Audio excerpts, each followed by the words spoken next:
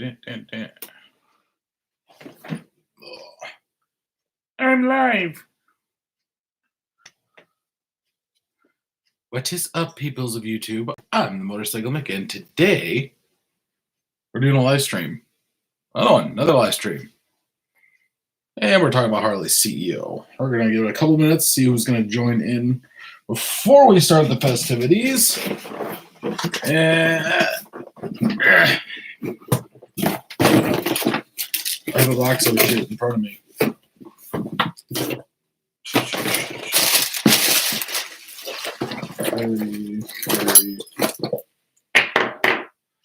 Find what I'm looking for. What's up, Patrick?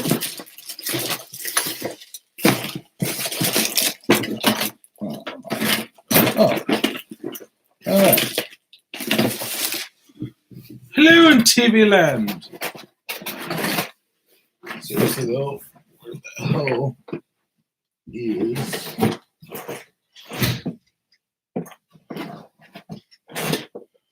my vaporizer? Well, that sucks. What's up, Baggers and Brews? We are going to get started here in a second, kind of talking about Harley.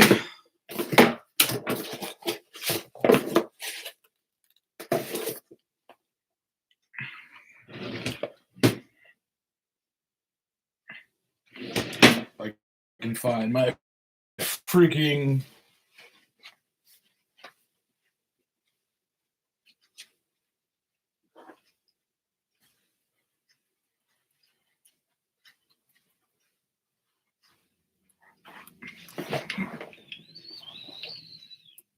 Oh,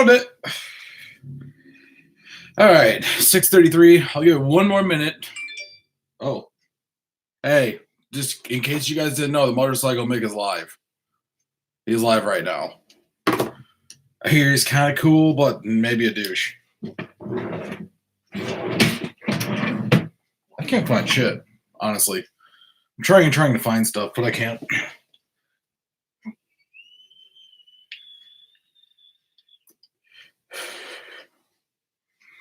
Okay.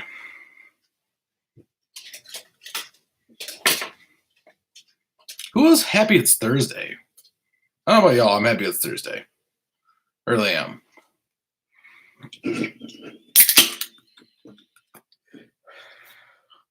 Been on this diet lately, so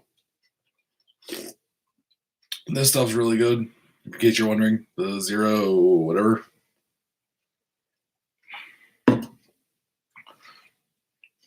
I decided that I'm gonna do a little intro and then start giving a couple seconds so people can join in. I never have it together. I'm trying to get it together and I failed.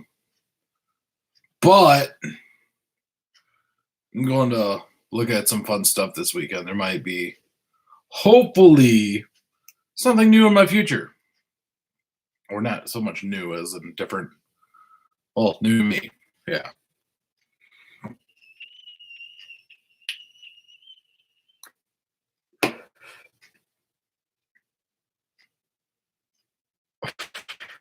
All right, 6:35. We're starting. So I already did my little "What is up, people's" YouTube kind of stuff. Today we're talking about Harley and firing their CEO, their new Softail standard trading bikes. Maybe there might be a different bike. Maybe we'll see.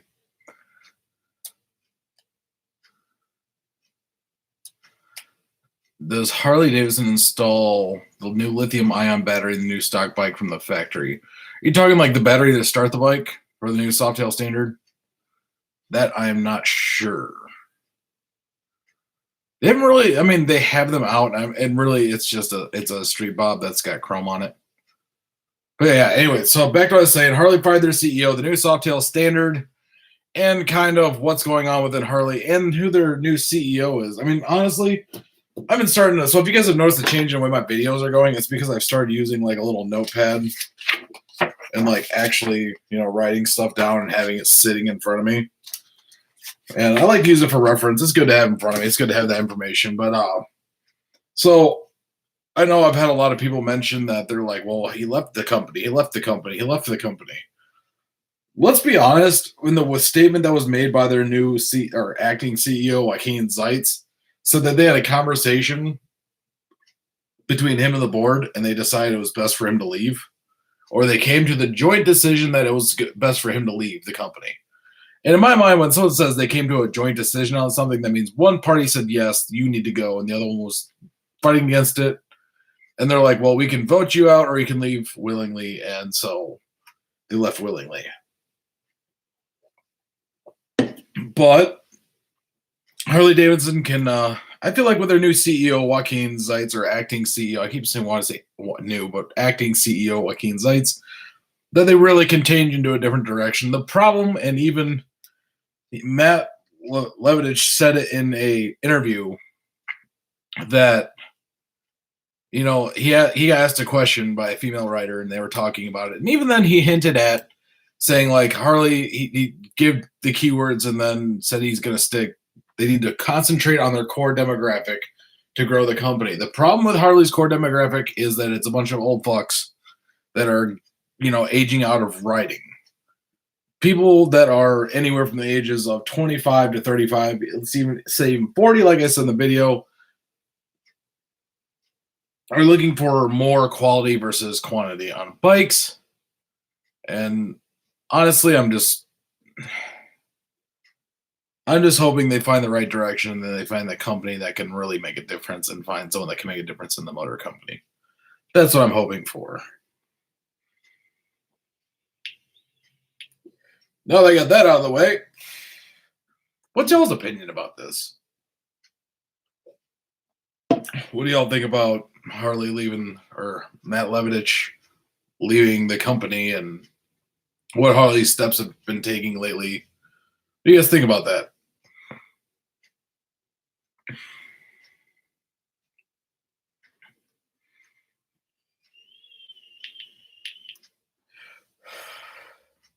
Yeah, 48 of whatever.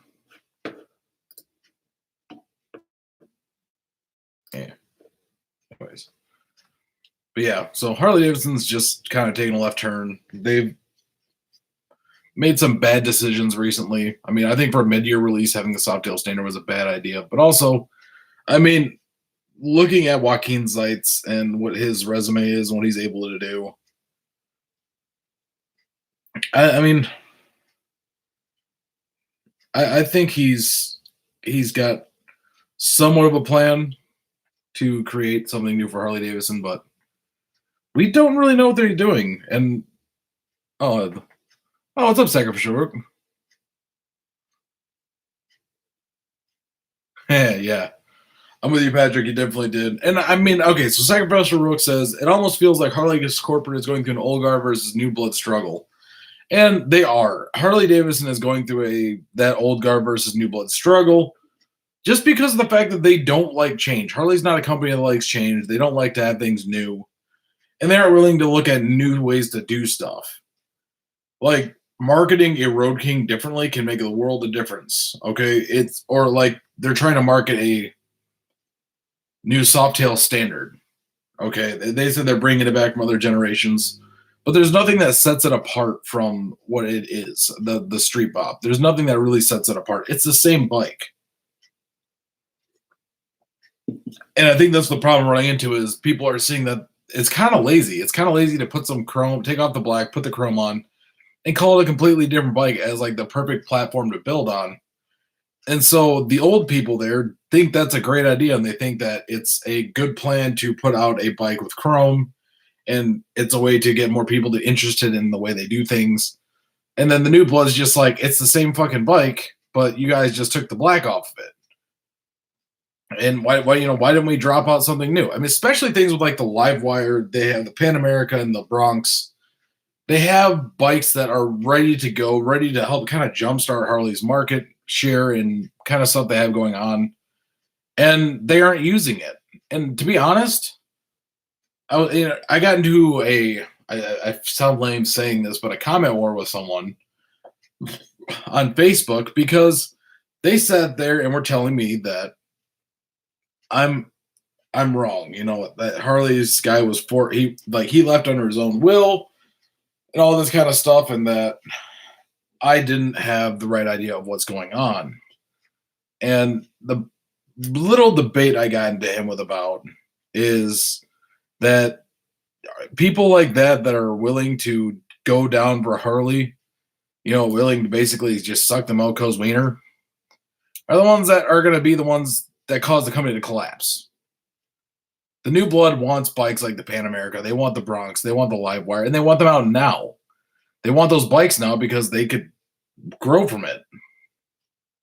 But they don't. There's plenty of cool bike ideas out there that Harley could use, and they don't. And that's a big, massive problem from where the original standpoint of Harley-Davidson was. Because back in the day, people fought to get Harleys. There was a lottery system to get a Harley. And now there's so many out there and people aren't buying Harley-Davidsons. There's definitely a large amount of bikes on the market.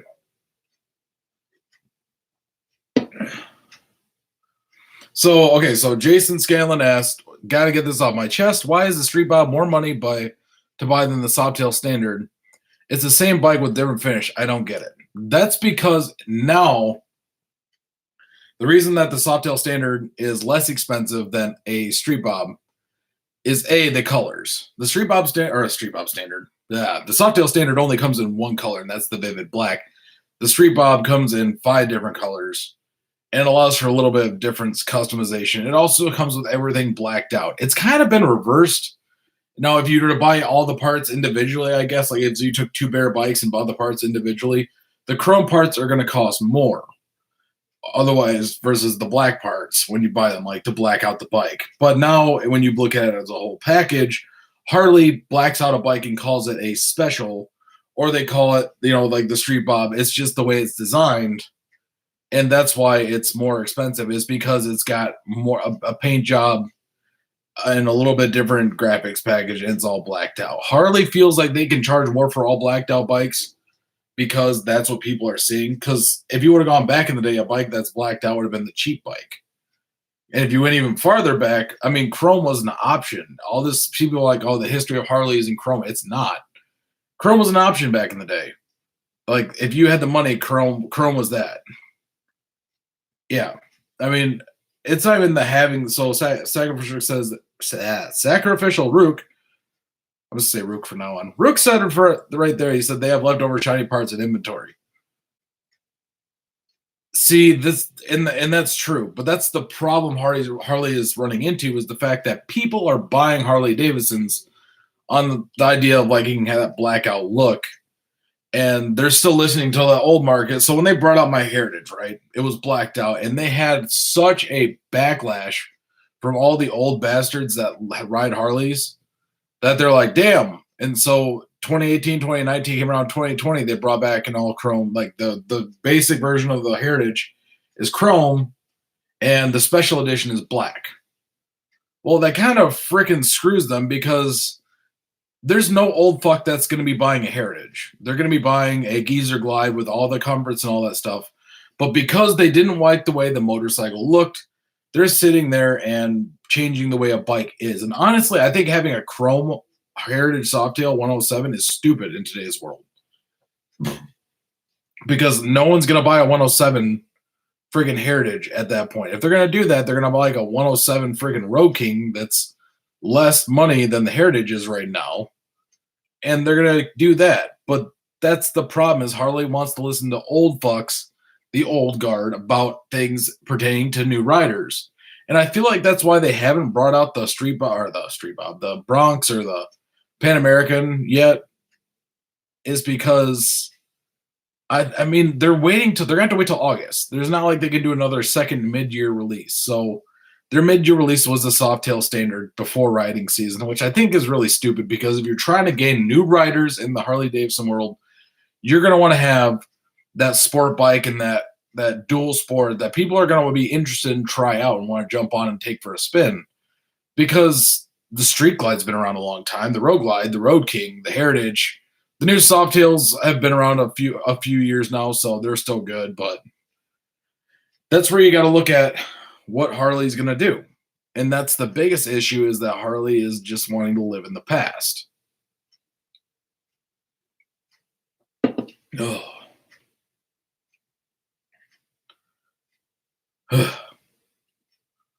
I like these. I like when I can have like live questions I can address. Anyone else? Come on, someone's got to have more questions. There's 6 people watching.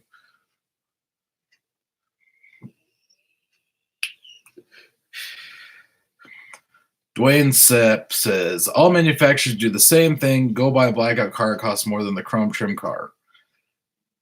Honestly, though, it's... I don't know. I think that's... I think you're right. Now. I think it's a thing now. But back, 10 years ago, it wasn't. That's the part where even the special back in the day wasn't all blacked out. Or even specials existed. But you know what? You're right. The manufacturers do buy a Blackout car. It costs more than the Chrome trim car. But I also think that depends on the manufacturer. And when you look at who the manufacturer is, Harley-Davidson's always charged more for Chrome, honestly. And now it kind of flipped around where all their CVOs and everything are all blacked out. But I think they're blacking out the wrong bikes and charging way too much. When you have a blacked out CVO bike, like a CVO, a lot of the older dudes that are going to have the money to buy one of those, especially like 40, 50 grand for a motorcycle, they're going to want the Chrome on a CVO. That's what they always like. Honestly, it's that flashiness. When you buy a CVO, it's for the flash. It's not for any. What's up, Norseman? But honestly, when they buy a bike like that, like there's no one my age going out and buying a CVO. If I'm going to spend $50,000 on a motorcycle, there's way more fun bikes at my age I could get, or more bikes I could get. So that's where we ran into the issue of the whole Blackout versus Chrome, and then the separation in the generations and how things work. And that's what sucks. Honestly, I like Blackout bikes, and I'm looking at as blacked out, like fully. Actually, the Norseman's seen it. The Norseman has seen my new motorcycle I'm looking at. See, but okay, so Patrick Hadrick says Murdered Out is popular right now. Give it a year and it'll be old news. I don't think it will. I think the Blackout look, or the darker color schemes, I should say, are going to be popular for now until the future. Just because, A, kids are lazy. If it's not for the fact of like just the style and aesthetic that I like, because I like a Blackout bike, I think it looks a lot cleaner than a lot of Chrome. But that's different people's opinions. But I don't think it'll be gone, just because you can have that sense of lackadaisicalness and not have to worry about it, because blacked out parts don't rust. Yeah, I mean, it's the way people look at things, and I honestly think that the Blackout will be around for a long time, just because of convenience and ease of convenience than it is. No one my age wants to sit and polish Chrome. Honestly, it's I guess you get that bling, but hey, you don't have that money there. Like, it's cheaper to buy the blacked out parts, and you don't have to worry about getting your money back like you do with Chrome. The Norseman Sacrificial Rook said, do you think we'll see a new standard model in August? I don't think so. At least I hope not. Now they have the Electric Glide standard, which is just a base model street glide, and then they have the Softail standard. And I mean, really, if you're looking for a Sportster 883. But Mr. Electric 4774 is, I'm starting from the beginning. I'm starting from the beginning. Rat rods. I'm not quite sure, Mr. Electric. Elric 4774. Oh, what's up, Randy? Randy's Rides. My 2 cents is Harley's just too expensive. I to this day have no I can realize so much are so differently priced. Well, I have to agree with you. one, I agree with the Norseman that says Chrome won't get you home, but black will get you back. But yeah, I mean, honestly, I agree with you, Randy. But I mean, I found out that there's dealerships that are willing to sell bikes to hit that market and be able to sell bikes and get people on Harleys and not go overboard with the pricing. Because that's what we need nowadays. We need Harleys that are more affordable that people are going to want to jump on. Because if someone's like, hey, I can spend, you know, $15 bucks. If I can spend $15,000 on a motorcycle, I can ride for hours. I'd do it because sport bikes are going to run you about the same. And I think that's the Harley needs to do is make baggers around the same price as sport bikes. Is he doing his homework? My kiddos say hi. Hi, kiddos of the Norseman.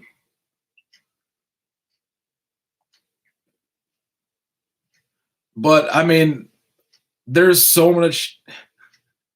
Good. Let the homework flow through you. But Harley can do a lot better things. And I just feel like they didn't jump on that path and get going on it quick enough. And I feel like, but yeah, I mean, I wish that Harley could. Hello, Stephanie Burson. But we honestly need to see Harley make changes to what they do. Because the way things look and the style of bikes, the style of bikes I like, a lot of the older guys hate. And the whole time of custom bikes is, I mean, you saw choppers pretty much die. I hate to say it, but like most people on choppers I see are douches.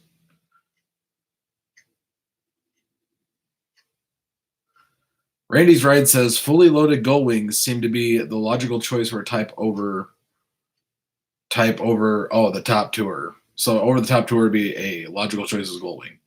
I don't think the gull wing is though. You know, I honestly feel like the best over the top touring model right now. That's a tough one. If I had to pick one, I'd probably say the Road Glide Ultra right now is probably the over top touring model. Just because a Honda is nice. A Honda Goldwing is a nice bike. They are beautiful and they ride awesome. But it's not really a bike someone's gonna. There's not really iconicness behind it, taking it for a ride and nostalgia behind it. Because when you look at someone riding a motorcycle, like what's your ideal thought? When you think of someone riding a motorcycle across the United States, you're not thinking of someone on a Honda. You're thinking of someone on like a Harley style motorcycle riding across the United States, whether it be from like Easy Rider back in the day or, you know, Sons of Malarkey today or, you know, Wild Hogs, like stuff that people portray are going to be riding in.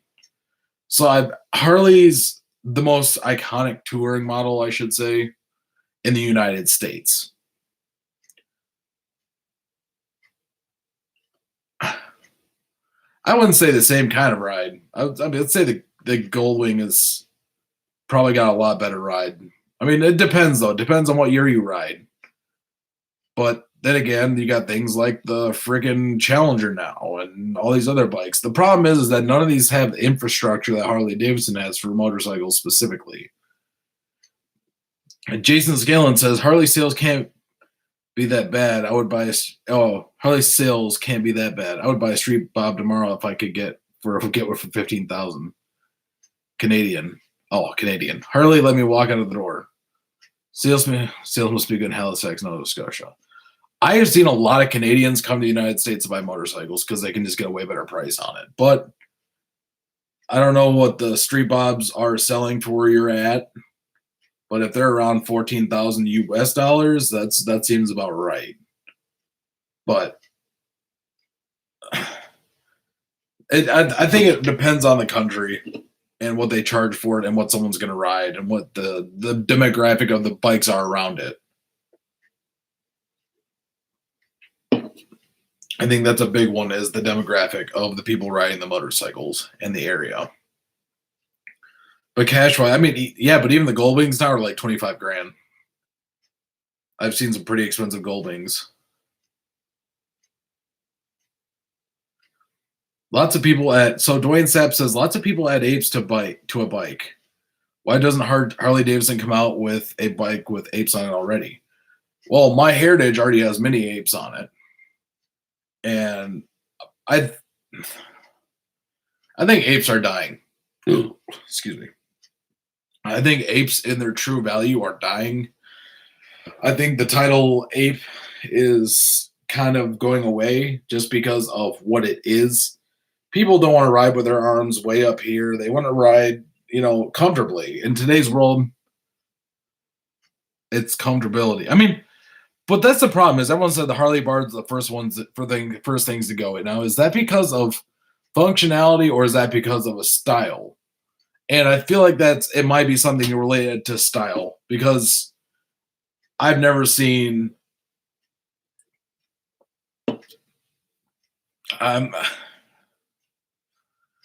every Harley I've ridden from factory has actually got really good handlebars on it.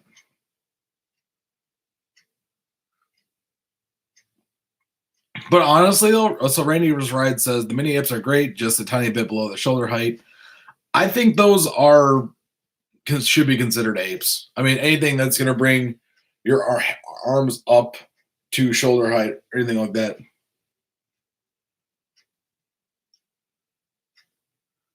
Yeah, in Michigan, it's 15 inches from the crest of the seat to the tallest parts of the bar, which basically makes every set of handlebars you see illegal. I actually have a club brother that literally rides like this.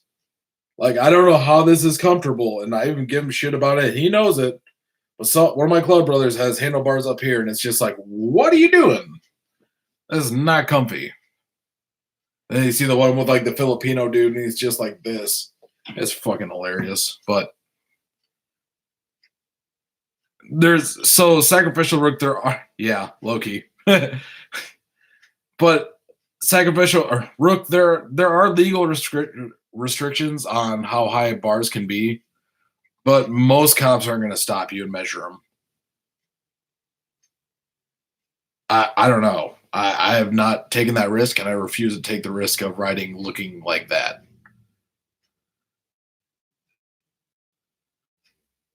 But it's still there's plenty of laws that are not enforced nowadays, and they won't because it's a bit ridiculous. I mean, you can't sit in like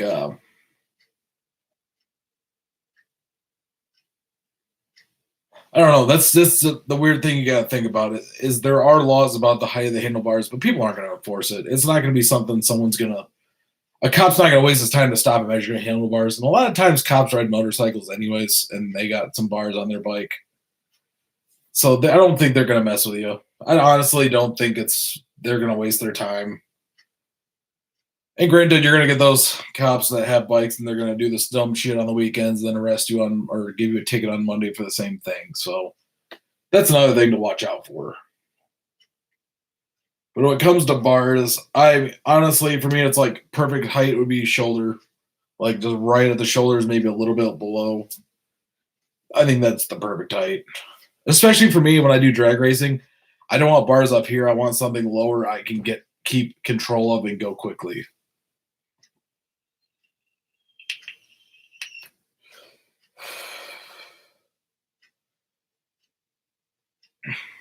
On other news, I'm at 942 subscribers, so I'm only 58 subscribers away from 1,000. Also, there's 11 people watching right now. Hit that like button. Someone just did it. Hit the thumbs up.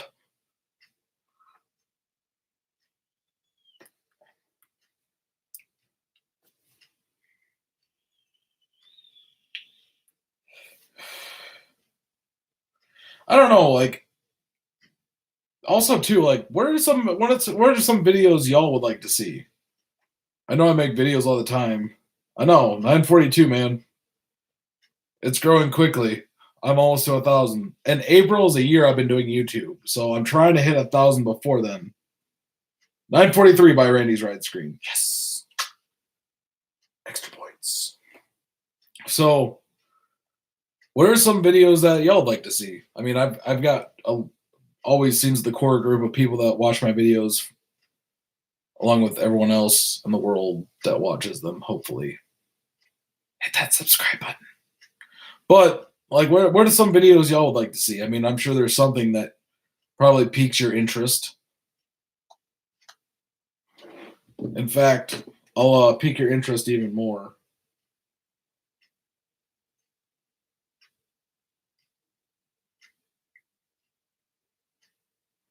So let's add that to photos.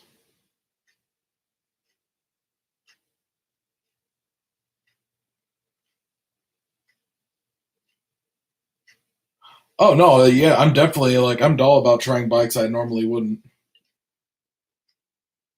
Okay, so I found Biker Jesus.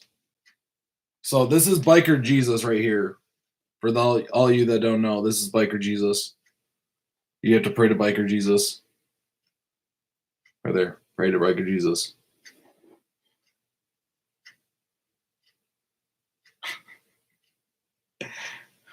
Biker Jesus, are you there? Biker Jesus.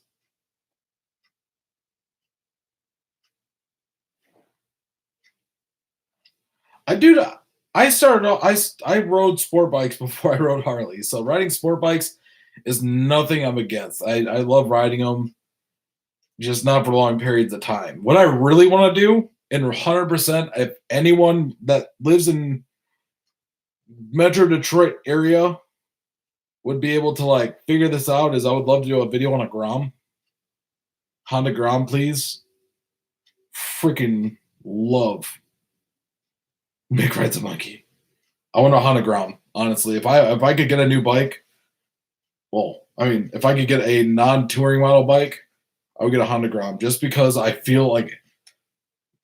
So for those of you who haven't ridden a Honda Grom, you remember those old pictures of the dude with the big wheel bicycle on the front? It's got a big ass wheel on the front and the little one on the back, and he rides. It feels like riding that. So you feel like you need a top hat and a suit jacket, and you just feel epic. I fucking love Honda Groms. But if the Norseman is in the audience still and says yes, I will show the picture that I have right here. And if you can kind of slightly see it.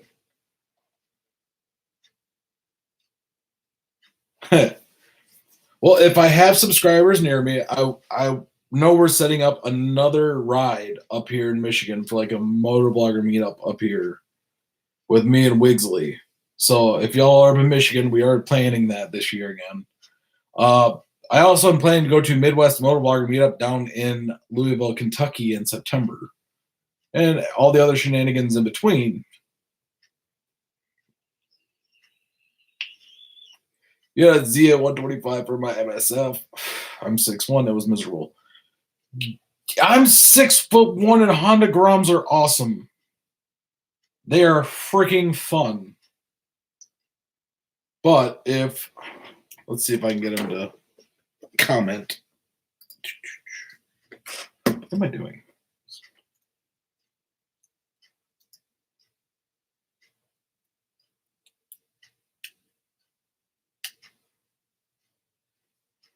Oh, that's cool. So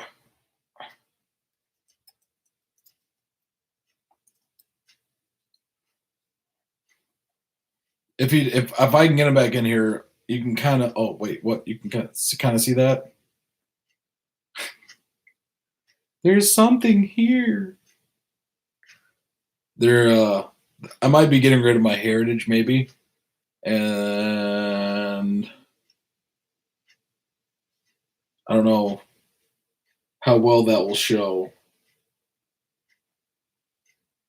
But I found a bike that fits me and can get a bigger motor in it.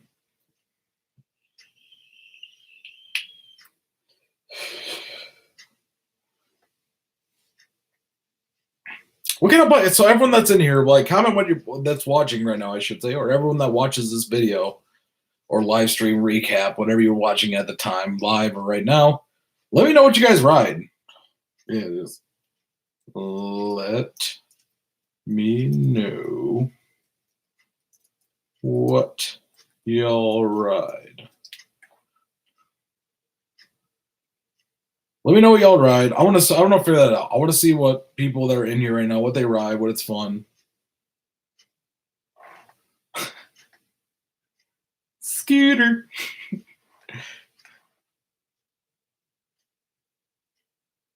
If it does work out, it'll have a 128. Just throwing that out there.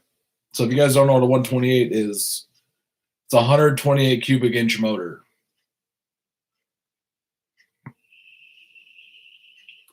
Dwayne Sapp rides a 2005 Heritage with air ride on the rear. Ooh, that sounds comfy. Now, is that like the automatic pump kind, or is that the kind you got to pump up with your hand?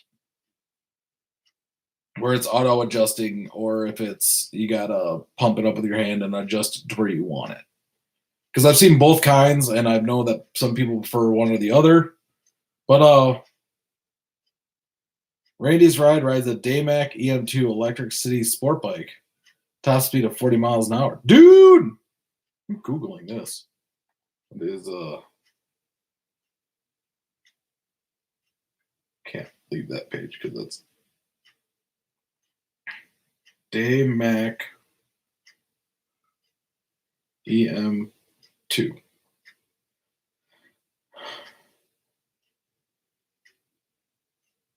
That's what you ride, Randy?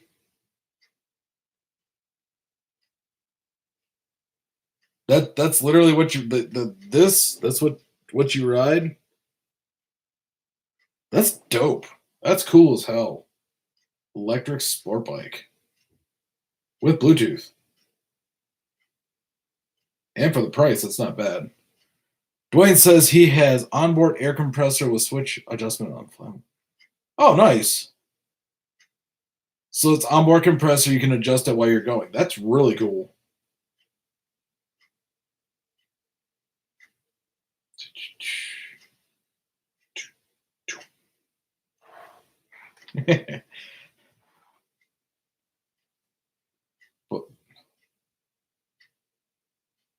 Look up shotgun shocks. I will look up shotgun shocks here in a second. Jason Scanlon, 2014 Honda F6B Goldwing. 2014. Oh, so if I you turn on the brightness to see bikes. Can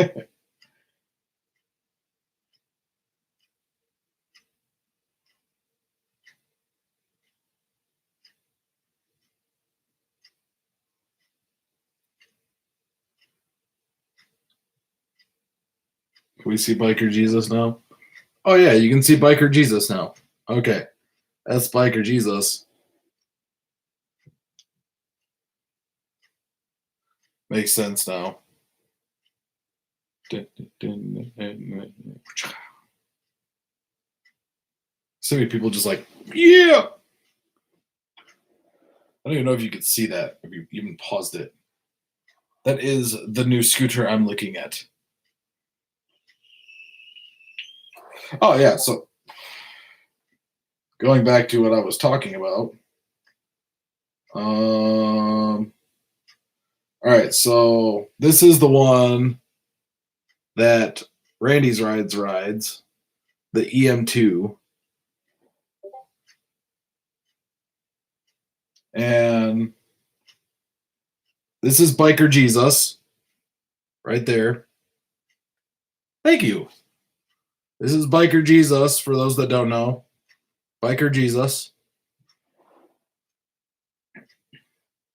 And if Biker Jesus says yes, I'll show you the scooter I'm looking at. Yeah, so I've actually made a video on these, Randy.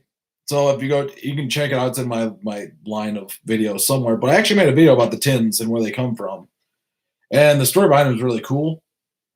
I don't want to break it down, but wait, Norseman, is that saying yes to being Biker Jesus, or is that saying yes to show the scooter I'm looking to going to look at Saturday?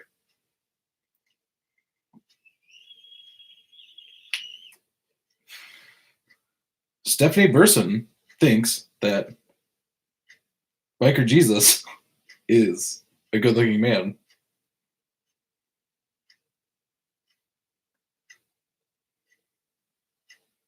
Maybe. All right, so I will show you the scooter I'm going to look at Saturday.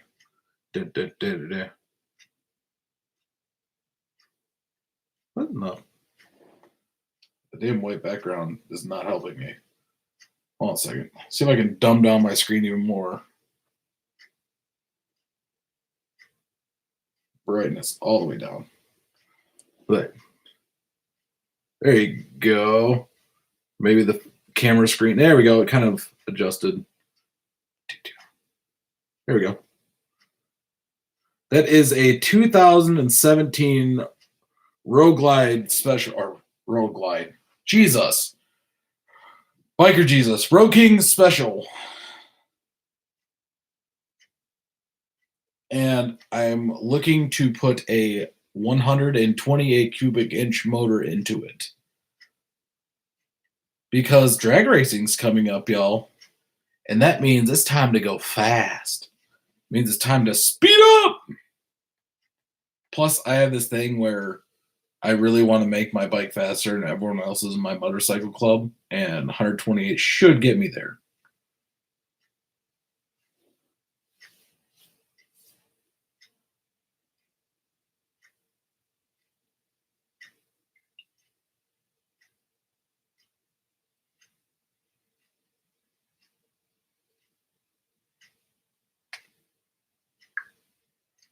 I am just excited for it. I'm actually really excited to go look at it on Saturday. On Saturday, I'm really happy to go look at it, and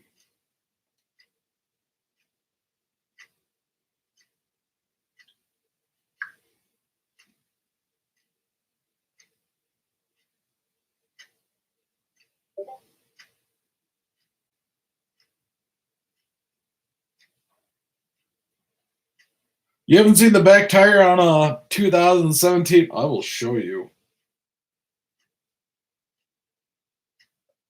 I will show you.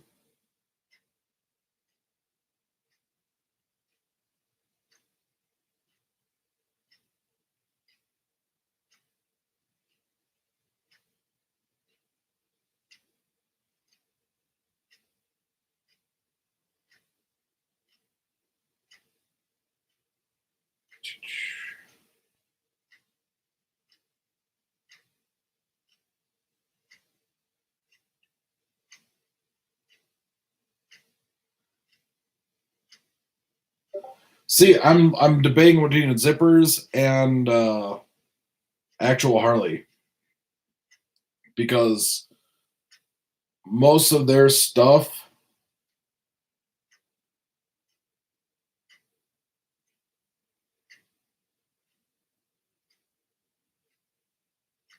most of the stuff from Harley is actually made by S&S anyway, so it doesn't really matter.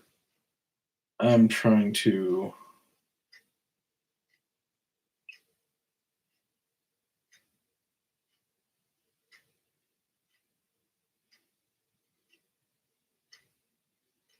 They don't really have a good picture of it.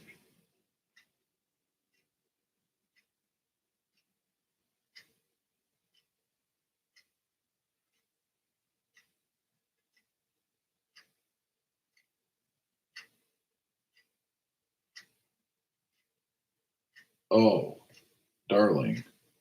That looks cool.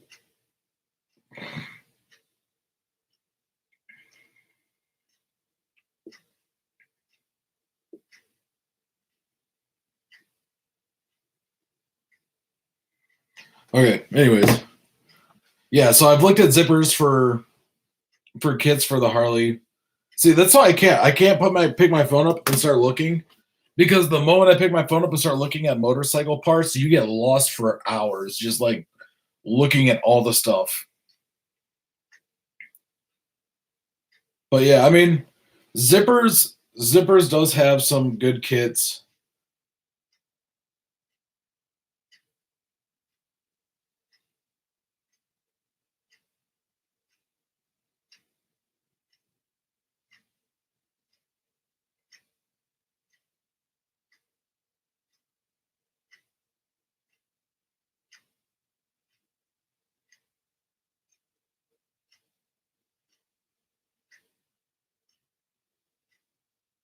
Yeah.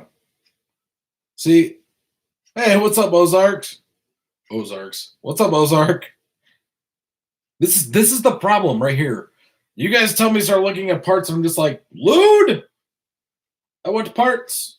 Oh, it comes with heads and everything. What are the? Ooh, ooh.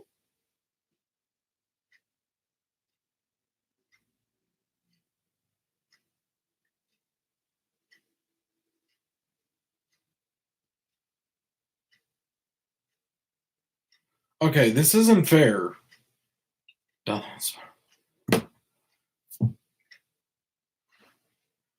I know it's a doubt. It is like you start looking at parts for your bike, and you're like, how much faster could I make it? And that's why I like the 2007 Road. Yeah, no, I'm still here.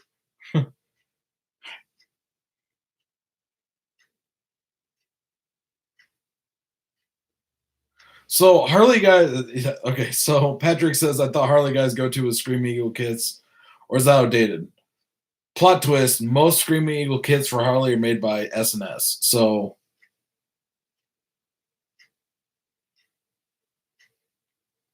it's not so much speed junkie. I do it on the strip. Having bike that's quick and on the streets is fun, but using it in uncontrolled environments,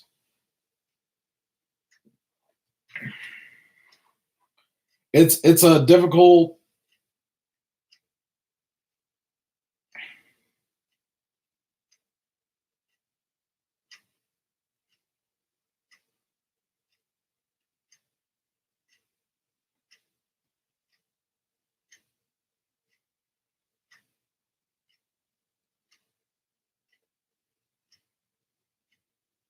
Jesus. No, I mean, and that's what I like to tell people. It's not about how fast your bike is, it's about how well you can control it and how well other people can control themselves around you. So when I put a big motor on a bike like that, it's fun to ride. But also, you got to know to conserve that power. Dwayne Sapp says, was a speed junkie, crashed bike at 160 miles per hour. I was like, holy shit. Crutches for 2 years. Well, yeah, I mean, the zippers kit is the way to go. I mean, I know that for much. It's like people say, what about 1,000 kilometer? Why? I mean, even at 150 miles an hour, I think it's pushing it. The reason I like Harley so much, and I don't want to go to another brand, is because Harley has something that no other brand has, and that is torque. Like the amount of torque that a Harley makes is ridiculous, and it's fun. And for me, it's like I don't get that adrenaline rush going full speed down a path or down a straight strip or a street that's like, out in public. Because I get a rush when I go down the strip. But it's it's the feeling of like that torque, that pull of the bike that puts you back in your seat. That's what makes it fun for me. And that's what I love about it so much. But I don't want people to think that it's cool to fly down the streets. I mean, it's like watching Moto Madness. A lot of those guys are going super fucking fast. The car can't see them or sees them and doesn't realize how fast the bike is going, pulls out and almost hits them. And it's like you put yourself in that position because you're going 100 miles an hour in a 50, and then you're pissed off that you almost hit the car. Out of your fucking mind.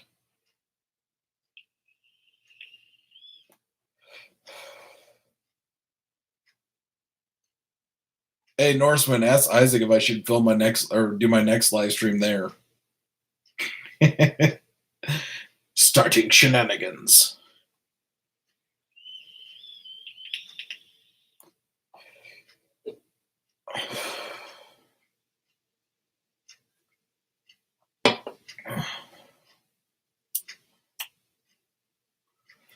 See, but that's the thing about sport bikes that I don't like. I mean, they do. Those clips do make me cringe. But it's okay. So 1,000 versus 600. The 1,000's going to get to speed way faster. But at the same time, for me, like I said, like a sport bike, you got to do it right to pop a wheelie. On Harley, if you got the torque, you just hit the throttle and the bike will lift. And that's what's fun.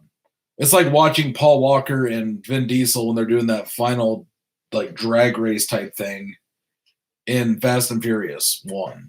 I mean, I don't know if I really want to consider it a drag race or them just racing each other, but it's the feeling of that torque and the feeling of the torque that makes it's like you can have a smile on your face. Going fast on a bike might take your breath away, but torque is what makes you smile. And that's why I always like cruisers. I mean, cruisers touring, it's that feeling. Honestly, though, that's why I'm looking at a Road King, though, because I'm not really a fan of fairings. I think they're a bit, grandpa-ish. And, yeah.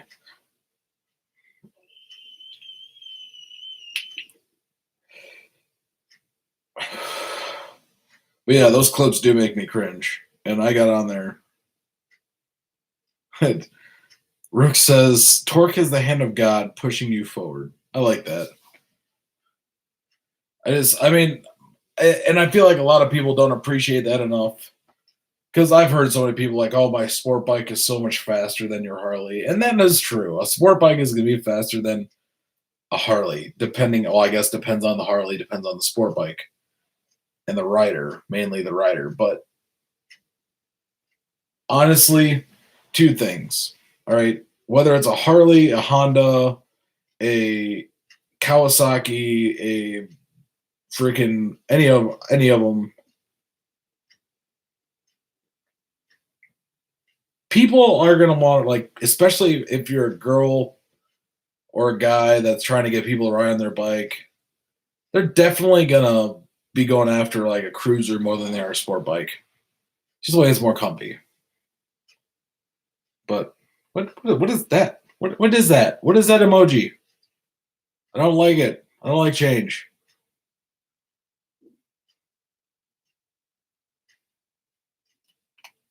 What else? What other questions people have?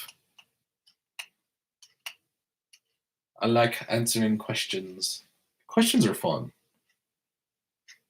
I like different directions in videos. Which, granted, my last two videos have done pretty well, but I don't see when you start getting into power, weight, and all that kind of stuff. I mean, that makes sense for a track. And don't get me wrong, like everyone has their own style of riding, and everyone has what they're looking for when they ride. But like, it's not even the power or weight for me. It's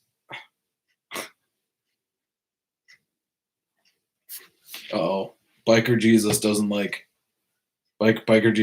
like it. Hey, where'd Stephanie Burson go? Are you still here? Hi. Anyways.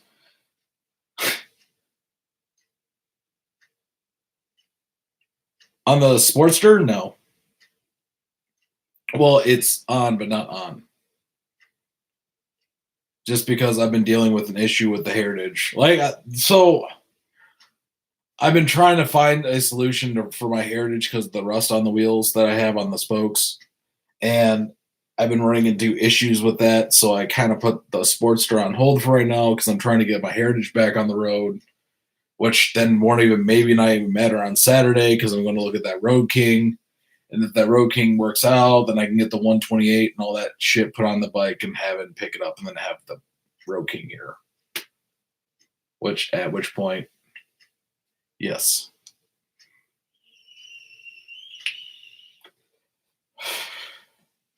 I've had way too much shit come up, and that's a problem. Once the warmer weather comes out, I can film more stuff and have it ready to go. And I might do like little teaser videos too along the way. I don't know what you guys think about that. It's like having like maybe a short video pop up somewhere in between videos. Or using like Instagram for like daily updates on stuff. I've been trying to grow the channel a lot better. And I mean, it's been working for me. But I did. I've kind of redesigned the way I do stuff and reevaluated what I use. So, also, Norseman, what are you doing Saturday? Me and Keeper are going down to Motown Harley. That's where my new baby's at. I want to go check it out. Take it for a spin.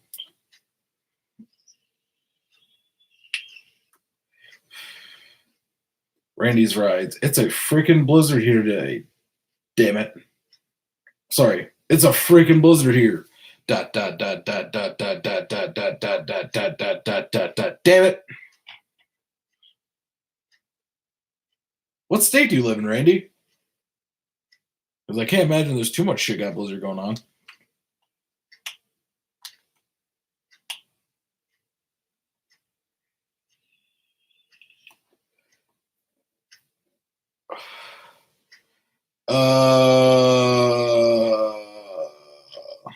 I think like 10 or 11-ish.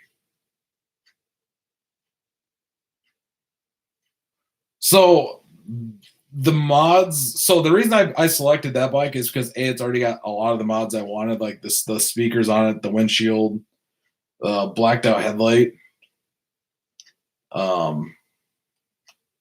State, well, I'm in Ontario, Canada. That's why, yeah, Randy's rides. You can't complain about snow when you live in the Great White North. Glitter everywhere. They call it the Great White North. You knew you signed up for when you got born there.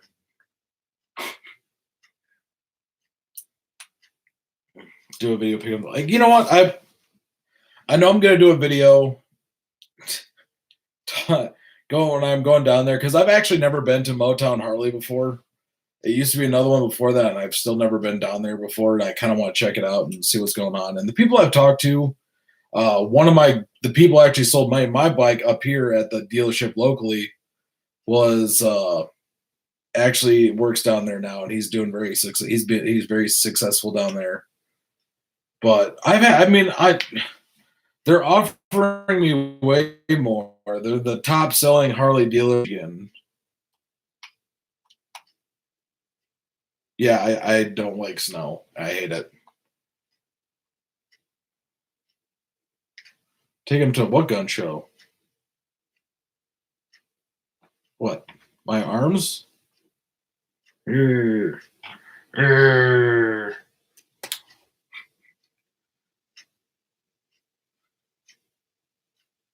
I hate the fact that I'm just a big bone dude. But yeah, definitely. So yeah, I don't know if any of y'all live near me or not, but I'm going to Motown Harley Saturday. So if anyone on here that's watching this watches my videos, I will be going to Motown Harley Saturday with my crazy ass helmet. I gotta get all my batteries charged up. But it should be fun. I'm really excited to go look at the new bike, check it out, and see what.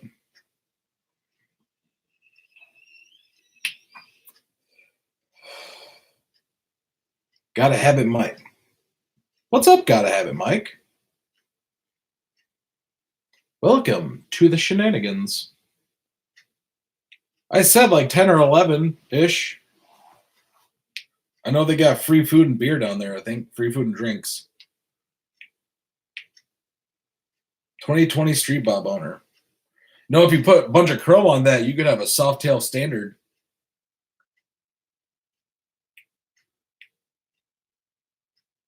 I've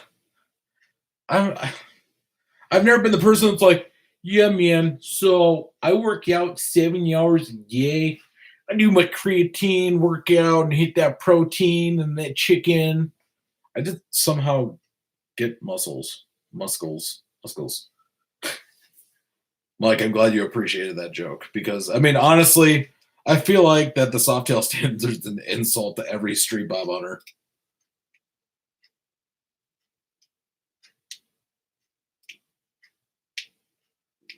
Watching from LA, Lower Alabama Panhandle. You bastard. Dwayne Sapp, you live in nice weather.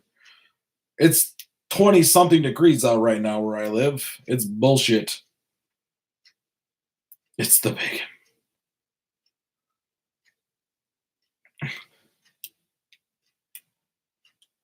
But yeah, I mean, all y'all people live in Florida and y'all are bastards. I need to move down there, honestly. Just move down, be able to like sit outside in the sunshine and absorb life versus, you know, sucking.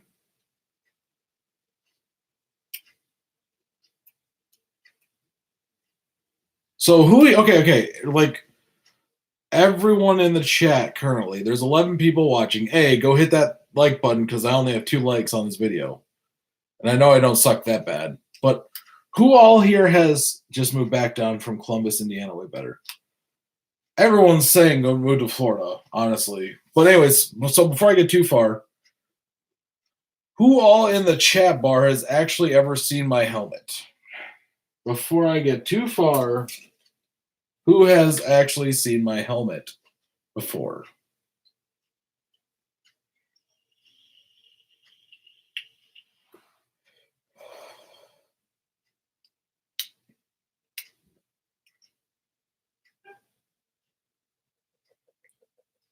Is it an earthquake or a shaky leg? It's a shaky leg.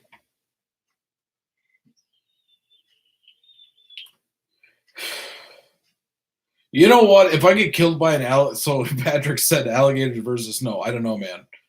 So if I get killed by alligators, at least I'll know I died in a warm place. Let's be honest here.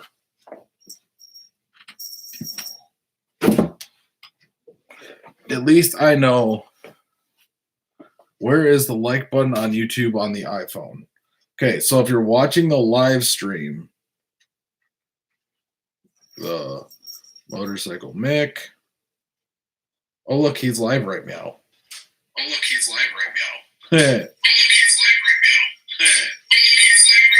that's like a fucking horrible loop. So hit the X button and then hit the thumbs up button. So it might take you away from the chat for a second, but hey, Miss Mick, can you aim my helmet? Thank you.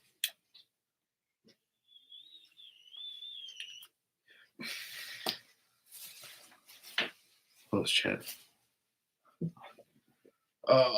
Donkey shoes. All right, I gotta do like a whole reveal thing for this. Meh.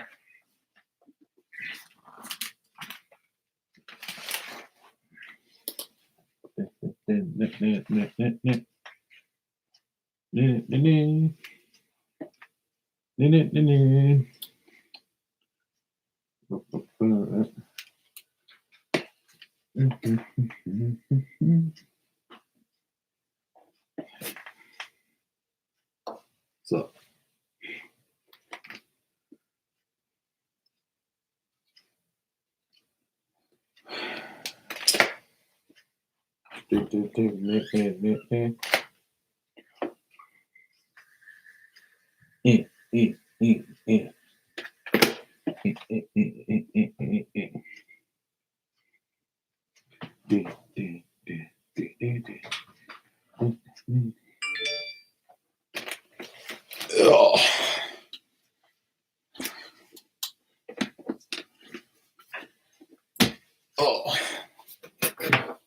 I miss wearing my helmet.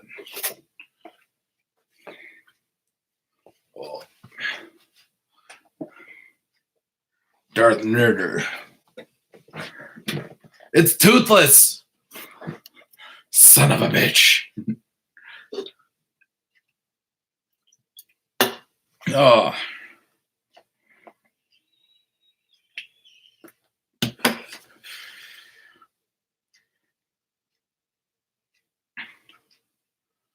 So I've been listening. Okay, so I don't know if you guys listen to the 5 Dirty Bikers podcast. I've been listening to a lot. It's Shredder. Some kid in the back.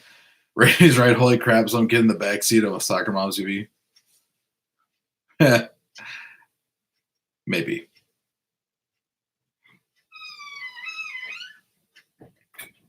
So I don't know if y'all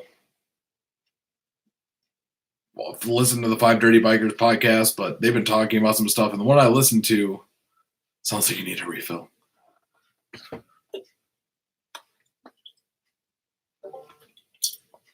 It's empty. So, anyways, they were talking about like motorcycling mistakes and stuff they messed up on. So I figured that'd be a fun thing to tell you all about too, is like, you know, the dumb stuff I've done.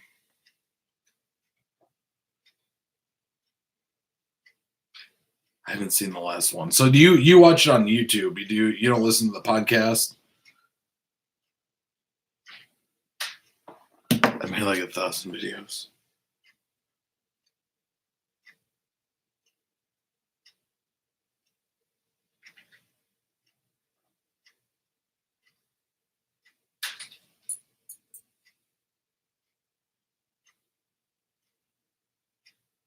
Dun, dun, dun. It is so crazy how you join. Okay, real quick. Should I create a Discord for the Motorcycle Mick and like a place where everyone can talk and chat? Because I'm thinking about it, and I think it'd be fun as hell to be able to have a Discord and be able to have a place where everyone can talk and chat and ask questions. Because that way I can, like, if someone has a question live about something, I can answer it and ask it. Or answer.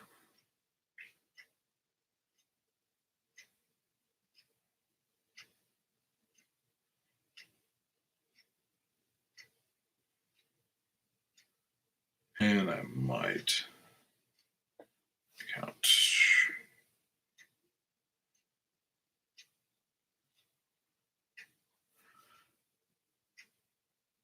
So is there like a delay in this? That would be cool. Yeah. I mean, honestly, I like it. I'm trying to figure it out right now.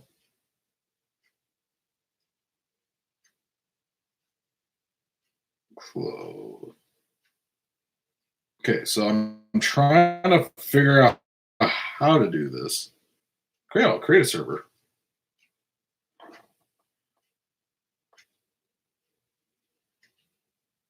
Mix Mad House.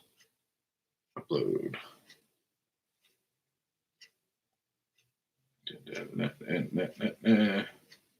There we go. Choose. Create. You know, honestly, it'd be fun as hell to go on like a TV show. Like, I wish I could create a podcast. I wish I knew how or had someone that created podcasts I could be part of. Just because I think it would be awesome just to like mess around. But what I'm going to do right now is 944 subscribers. What? Oh, that's Rumble on. It's like there better not be an ad above me.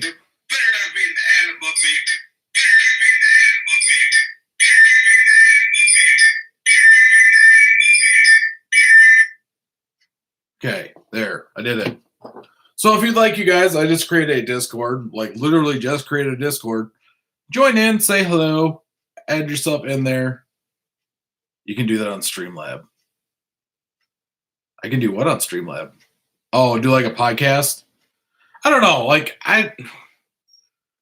I'm more of a person that, like, I can create ideas. I can create ideas for show and create content. I think it's more fun just to be along for the ride. And I mean, I guess I could get people that could join and do it, but I mean, I like being along for the ride and just starting shit with everyone. Not in a bad way, but you know, just keep the energy up. But yeah, definitely Discord I've added on there, so that's new. I have a Discord now. So hit it. Join the Discord. Join the darkness. Say hello. Tell me to go fuck myself. You know what? It's a new world.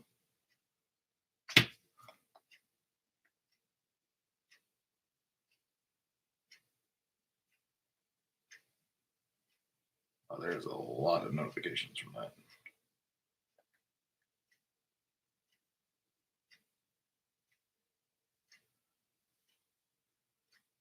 Yeah, I don't know how to use it past that part right there, but yeah, create a Discord.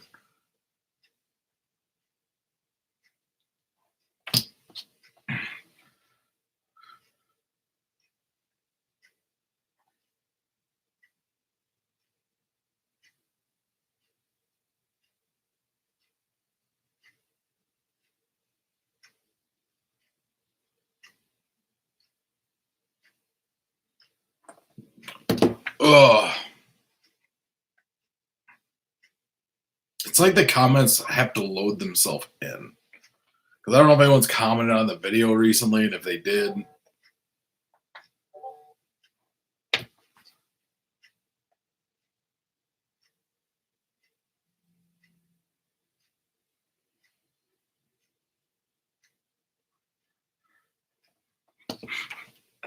I just love the moto community, though. Honestly, like having a group of people around that likes to ride and has fun. I think it's cool as hell.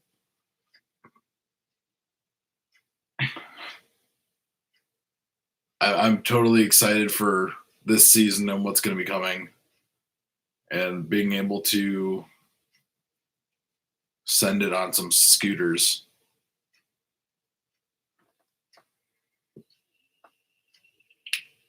I have it going for 1 hour and 11 minutes, 51 seconds, 55. Also, okay, so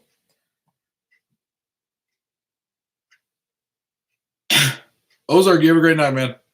Join the Discord, because that's a thing now. I am a horrible multitasker. I'm like, oh, he jumped over from the other side. And masturbation doesn't count. I multitask and do stuff. I'm live streaming and then like on the Discord for the 5 Dirty Bikers. Also, two is everyone should be coming down to the Midwest Motovlogger meetup. Also, go subscribe to the Norseman. He's one of my he's family to me. Norseman's family to me. And I want him to start making more videos, which he has some videos on there, but he needs to make more.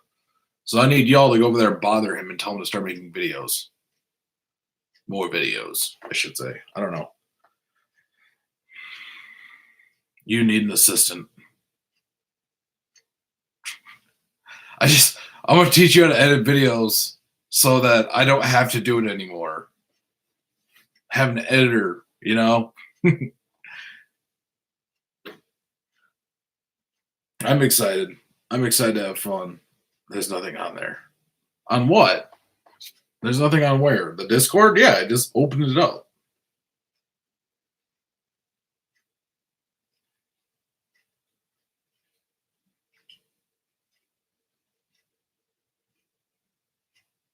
Invite your buddies. Okay.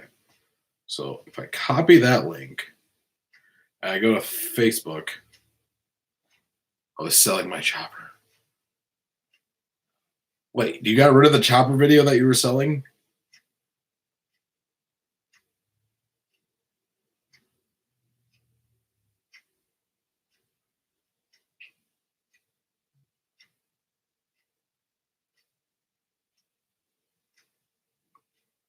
Over to March.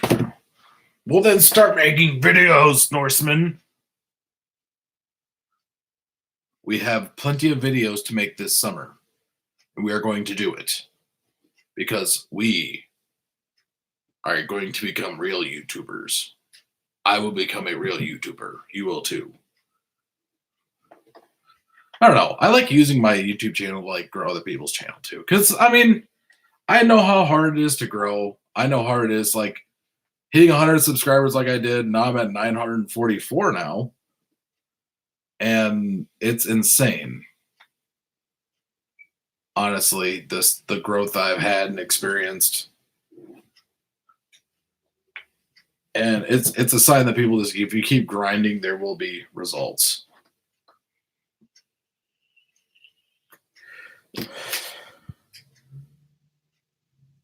Oh wow. Video's still on there, bros. Yeah. yeah, we have a lot of videos to make this summer, honestly. A lot of videos to make this summer. Also, if anyone lives around the area, I'm always down to ride. I'm always,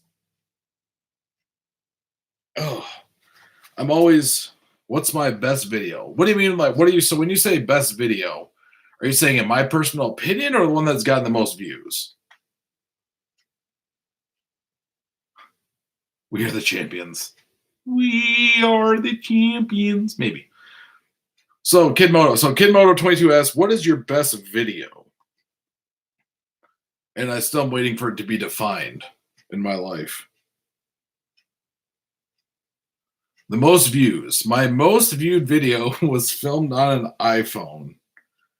And if I go back and go to my videos, most popular, my most viewed video is my 2018 114 Milwaukee 8 tab performance muffler video with 6.3 thousand views. And it is the shittiest quality. So that goes to show, if you have content people want to watch and you are trying to make YouTube videos, it does not matter if you are using a iPhone 4S or the brand new DSLRs they bring out. People will watch your content no matter what garbage you're using or great thing you're using, as long as they have the content that you like. I hear Southern Ohio is great to ride in. Also, we got, like I said, I'm going to Midwest Motovlogger Meetup this year. I'm looking forward to that. I'm convincing a couple other people from up here to come down there. Norseman, I'm going to get you to come down there. But yeah, so my most viewed video, I wish I could do. I need to figure out stream sharing, but it's such a fucking cringe video because I originally I'm wearing the same fucking hat too. Like literally, I'm wearing the same hat in this, but it's cringe for me because I had Kind as King. We said that you did. I've been listening to like all the podcasts over and over again at work lately, just for the record. Also, I'm willing to find out how many crave cases fit in my heritage. No, I mean, it's such a cringe video because at the time, believe it or not, my channel was not always called The Motorcycle Mick. I started off the channel being like, I want to make videos. I got a Canon camera. Not Canon, a Sony camera. So like, this is what my channel started with, just flipping this up and just talking to myself. It's such a weird thing to grasp. And then the videos of me on the bike, I literally like tucked this into a shirt and was like, I can film. But it's such a cringe moment to like look back because originally my channel was called the Fire Rider. And it wasn't even like I'm making videos. It was like, hey, I want to put a video out, but I kind of want to have a cool name that everyone's going to know. And for me, it was like, oh yeah, the Fire Rider. Like, that seems really cool. And then I was like, the more I said it, I was like, this is fucking stupid. Like, this is not a representation of me, of what I want. And then I can't even remember where the Motorcycle Mick came from. But that's the weird thing. And also, too, something cool about is the intros. Is if you pay attention to my intros, it goes from like a Harley ringtone, like the Harley revving is what it's called, to actually my motorcycle. Like that audio is my motorcycle, and now it's something different. But honestly, I kind of like that revving of my bike. But yeah, so my most viewed video is my tab performance mufflers, kind of when the Heritage first came out. Actually, when the Heritage did first come out with the tab mufflers, I think was the first set to go on a bike. Red bombs are the best. But it's such a lame video. It's so cringy. But I mean, back then I wasn't making I wasn't making content as a YouTuber. And then a couple of months later, I'm like, hey, I need a distraction. I want to do something that makes me smile. I'm gonna start making videos. And I did. And now here we are almost a year later. And yeah, I've red bombs are the best though. It's rough. It's rough making content, and I'll tell people that all the time. Because you're gonna get discouraged, you're gonna get it down, you're gonna get upset. It's gonna suck. But in the end, if you are making content that you want to see, it's worth it. It's always worth the time. It's a grind though, and you're gonna just push through. If you push through, you're gonna start seeing results, and if you're consistent, you're gonna see results. I was working so hard on videos. I think there was some that were overproduced, and it seemed like those ones that are overproduced never really got watched, and the ones that were underproduced and the topic that people weren't interested in got way more views. Like, I mean, really, all winter, all my heads up videos, you want to call them, where it's just like, face to face. It was, I mean, they didn't really do that great. But once I started making my content again, like I did, my videos jumped back up to 1,000 views and 50, 60 comments. Bearded biker trash. I struggle to make videos while working 70 hours a week. I haven't made a video in a month. So here's something I like. So I feel that schedule. Something that I told people is, like, if you can take one day to feel, like, if you're gonna put out one video a week, all right. If you're gonna put out one video a week, take the stress off yourself and take one day, 1 hour to film your video. Whatever you want to talk about. If it's on the bike, talk about something while you're riding, or film while you're going to work, coming back from work. And then throughout the week, you can just edit each section of the video and then upload it on the day you choose to upload. And then you can film and then just give yourself all week. So maybe you're spending like 10, 15 minutes a day editing, but at the same time, you're still creating content without that stress on there. The reason I went to a live stream version of this is because I wanted to change up the way that I did videos, I made content, because every week I was putting out a video and then another video, and then the next week another video. And I like this whole concept of being able to put out content on like Tuesdays and Thursdays, being able to talk about it. It's cool to have more people in here, have that conversation, have that growth, and be able to answer questions people have about the video, or and listen to the statements they have. I'm the Bob, and fuck anybody that doesn't recognize my greatness. Well, Patrick, you are. Go subscribe to Patrick Hattrick. I leave for Bearded Biker Trash. I leave for Daytona Bike Week tomorrow, so I'm hoping you can plenty of footage to use. Hopefully. That's a tough one.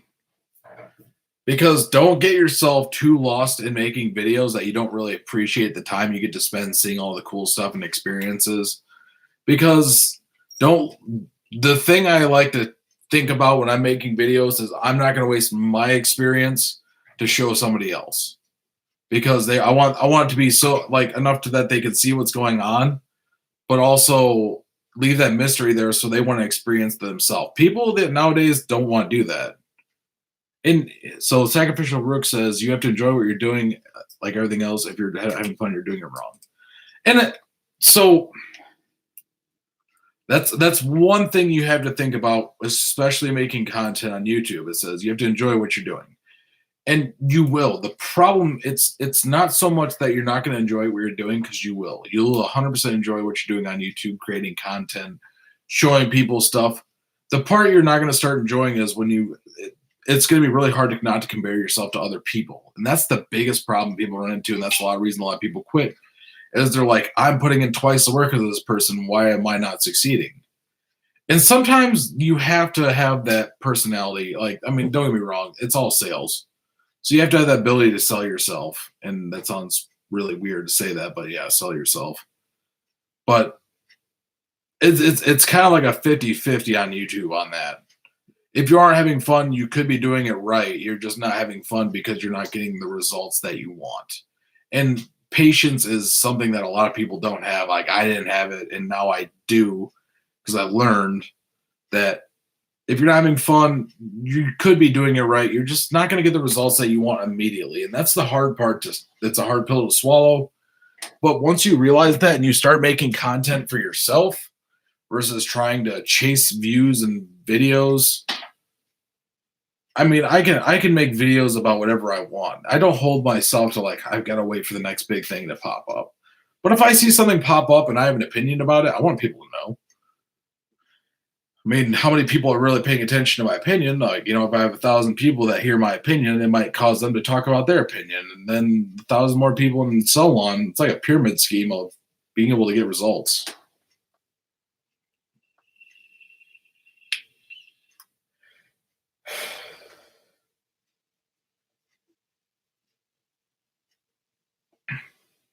Yeah, man, 70 hours a week that's in making content.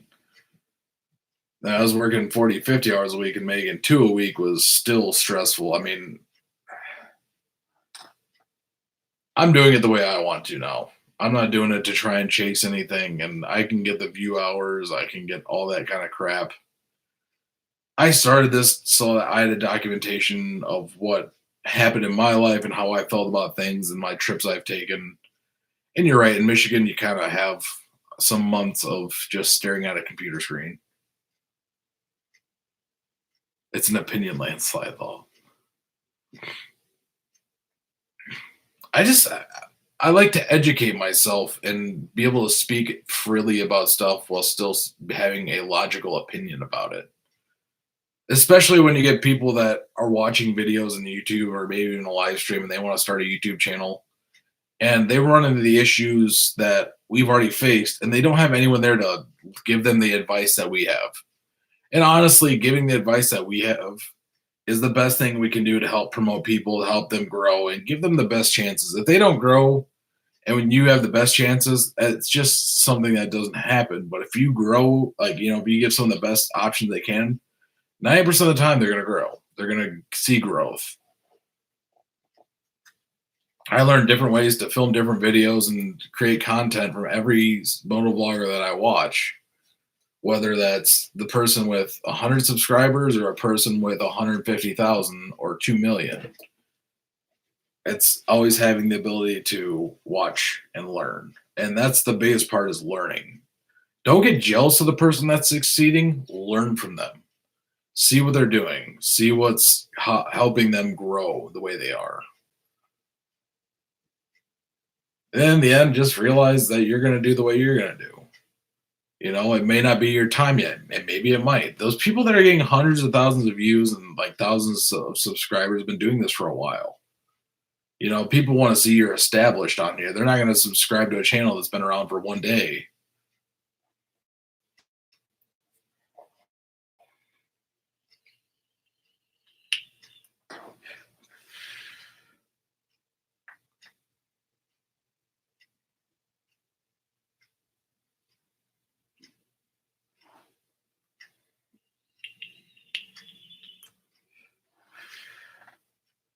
I think I might do like an OMA.TV live stream one night. That'd be kind of funny. Do like figure out a screen share, have people's live reactions.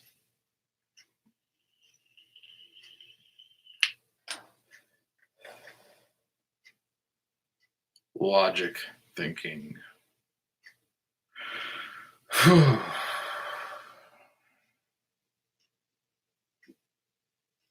Wish I had ice cream. Sucks. I want ice cream. What? Actually, a place up here called Burritos. They serve Italian ice. Super fucking good.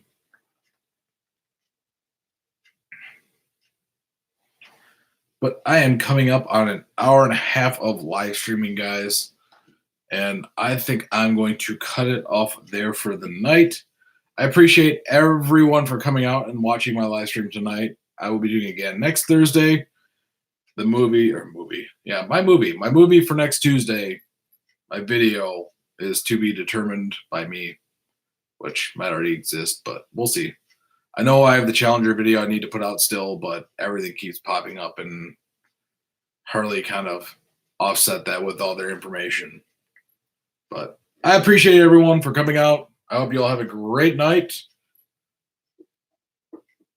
And as always, I hope you have a great day, evening, night, morning, afternoon, tea, brunch, lunch, nightcap, midnight snack, crumpet, McGriddle, bacon sandwich. And remember to always ride for freedom. Boom!